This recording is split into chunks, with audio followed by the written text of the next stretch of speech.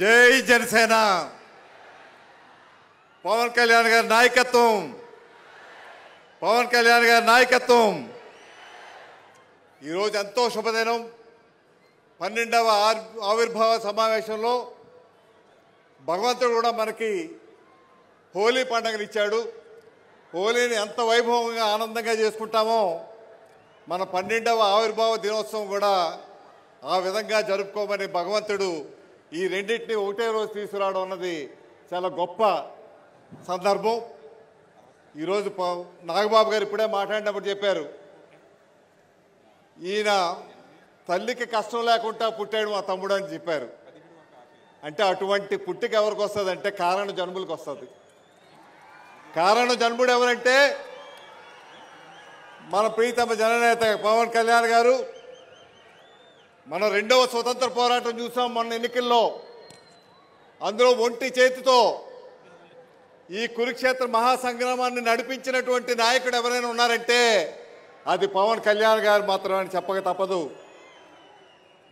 ఈరోజు కూటమి లేకపోతే అధికారం లేదు.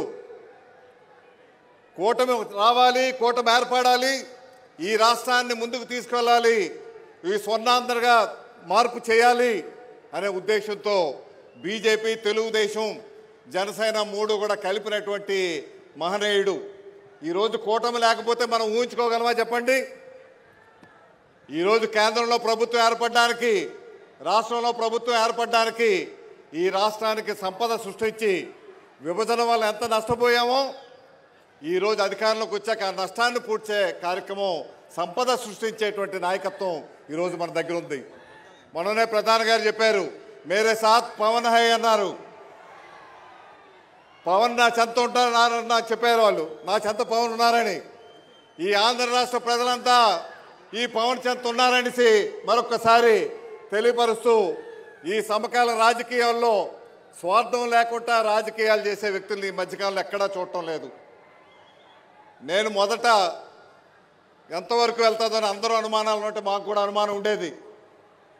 కానీ ఆ అనుమానాన్ని పటాపంచలు చేసి ఈయన పట్టుదలతో నిస్వార్థంగా నిజంగా ఈ 11 సంవత్సరాలు ఆయన రాజకీయం లేకుండా సినిమాల్లో ఉండుంటే ఈయన ఎన్ని ఆస్కార్ అవార్డులు తీసుకెళ్లారో, ఎన్ని వేల కోట్లు సంపాదించి ఉండేవారో తెలుసు మనకి.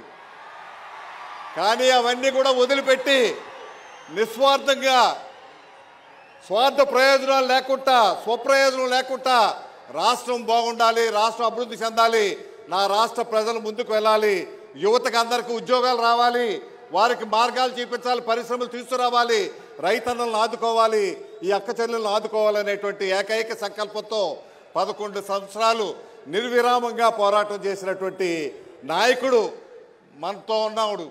మన నాయకుడితో ఉన్నామనుకోవడానికి గర్వంగా ఈరోజు చెప్పగలుగుతున్నాం.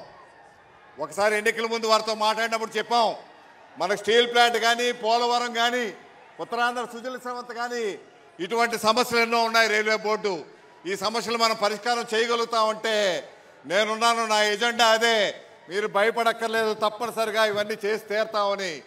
8 నెలలు పూర్తి కాకుండానే విశాఖ స్టీల్ ప్లాంట్ ప్రైవేటీకరణ అవుతుంది అనేటువంటి సందర్భంలో కేవలం అది పవన్ గారి వల్ల మాత్రమే సాధ్యమైందని చెప్పక తప్పదు. ఈ రోజున ఈరోజు చాలామందికి అనుమానం వస్తుంది, ఈరోజు ఎందువల్ల ప్రధానమంత్రి గారు చేయాలి ఈ రాష్ట్రానికి?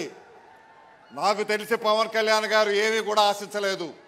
కేంద్రంలో చాలామంది మంత్రి పదవులు కావాలంటారు, రాష్ట్రంలో ఇన్ని సీట్లు కావాలంటారు, ఇన్ని ఎంపీలు కావాలంటారు, ఇన్ని మంత్రి పదవులు కావాలంటారు. వాస్తవానికి వారికి చాలా పెద్ద పెద్ద ఆఫర్లు వచ్చాయి. పెద్ద పెద్ద నాయకులు ఈ రకంగా చేస్తే మేము ముఖ్యమంత్రి చేస్తాం, డిప్యూటీ సీఎం చేస్తామని అవన్నీ కూడా పక్కకు పెట్టారు. నాకు పదవి ముఖ్యం కాదు అన్నారు. ఏ నాయకుడికి ఆ ధైర్యం ఉందో చెప్పండి? ఇప్పుడు నాకు తెలిసినటువంటి నాయకత్వంలో ఒక్క పవన్ కళ్యాణ్ గారే ధైర్యంగా నాకు పదవి అక్కర్లేదు, నాకు రాజకీయం అక్కర్లేదు, ప్రజల క్షేమమే ముఖ్యం అని చెప్పి రాజకీయాలకు అతీతంగా ఈరోజు కార్యక్రమాలు చేస్తూ ఉన్నారు. ఇటువంటి నాయకత్వాన్ని కాపాడుకొని ఈ రాష్ట్రాన్ని భవిష్యత్తులో స్వర్ణాంధ్ర రాష్ట్రంగా, దేశంలోనే నెంబర్ 1 రాష్ట్రంగా తీర్చిదిద్దేటువంటి ప్రక్రియ ఈరోజు పవన్ కళ్యాణ్ గారు ఆలోచనలో ఉంది. ఈరోజు నిజంగా వారు అడిగారు కాబట్టి ఈరోజు స్టీల్ ప్లాంట్ కానీ, పోలవరం ప్రాజెక్టు కానీ, లేదంటే అక్కడ అమరావతి కానీ, మరి రైల్వే జోన్ కానీ ఇవన్నీ కూడా అవుతా ఉన్నాయి. ఉత్తరాంధ్ర సుజల సెవంత్ అవుతా ఉందంటే వారు ఏ కోరిక కూడా ప్రధానమంత్రి గారిని వ్యక్తిగతంగా కోరలేదు కాబట్టే. లేదంటే ఈ పరిస్థితి వస్తే చాలామంది నాకు కూడా మంత్రి పదవులు కావాలని అడుగుంటారు అక్కడ. కానీ ఈయన మంత్రి పదవి గురించి అడగలేదు అక్కడ. ఆయన కావాల్సింది రాష్ట్ర ప్రయోజనాల గురించే మాట్లాడేటువంటి నిస్వార్థ వ్యక్తిని మనం కాపాడుకోవాల్సినటువంటి అవసరం ఎంతైనా ఈ రాష్ట్ర ప్రజల మీద ఉంది. కాబట్టి ఈరోజు మీ అందరికీ మరొకసారి హోలీ శుభాకాంక్షలు తెలియపరుస్తూ, మీ అందరూ వచ్చింది మేము మాట్లాడడానికి కాదు. ఈరోజు మేమంతా ఇక్కడ కూర్చున్నామంటే ఈరోజు పవన్ కళ్యాణ్ వల్లే మేమంతా ఇక్కడ కూర్చోగలిగాం. ఈరోజు మీ అందరి ఆశీస్సుల వల్ల ఇక్కడికి రాగలిగాం. ఎవరి మాటల గురించి ఎదురు చూస్తున్నారో ఈ రాష్ట్రానికి దశ దిశ నిర్ణయించేటువంటి వ్యక్తిగా ఆ రోజు గుంటూరు సమావేశంలో ఆయన ఒకటే చెప్పారు, ఇది పొత్తు లేకుండా, పొత్తులతో ఓటు చేయకుండా ప్రతిపక్షం నేను రాష్ట్రంలో చేస్తా అన్నారు. రాజమండ్రిలో మన ముఖ్యమంత్రి గారు 53 రోజులు జైల్లో అరెస్ట్ చేసినప్పుడు జైలుకు వెళ్ళి పైకి వచ్చిన వెంటనే తెలుగుదేశం, జనసేన, బీజేపీ కలిపి ప్రభుత్వం వెళ్తుంది, ఎన్నికలకు వెళ్తున్నామని ఏదైతే చెప్పారో ఆ రోజే శిలాశాసనంగా ఈ రాష్ట్రంలో అధికారం మారబోతా ఉందన్నది ఆ రోజే నిర్ణయమైంది, ప్రజలు నిర్ణయించారు. ఇటువంటి ఒక మంచి నాయకత్వం మన మధ్య ఉండడం అన్నది మన గొప్పతనంగా, మన అదృష్టంగా, అందుకే కారణ జన్ముడు అనేసి చెప్పడం జరిగిందని తెలియపరుస్తూ, మీ అందరూ ఎదురు చూస్తున్నారు వారి ఉపన్యాసాల గురించి. మా ఉపన్యాసాలు కాదని మా అందరికీ కూడా తెలుసు. వారి త్వరలోనే మంచి చేస్తారు, దశ దిశ నిర్ణయించేటువంటి మంచి ఉపన్యాసం ఉండడానికే మేము కూడా వచ్చామని తెలియపరుస్తూ ఈ అవకాశం ఇచ్చిన మీ అందరికీ నా హృదయపూర్వక ధన్యవాదాలు. జై జనసేన.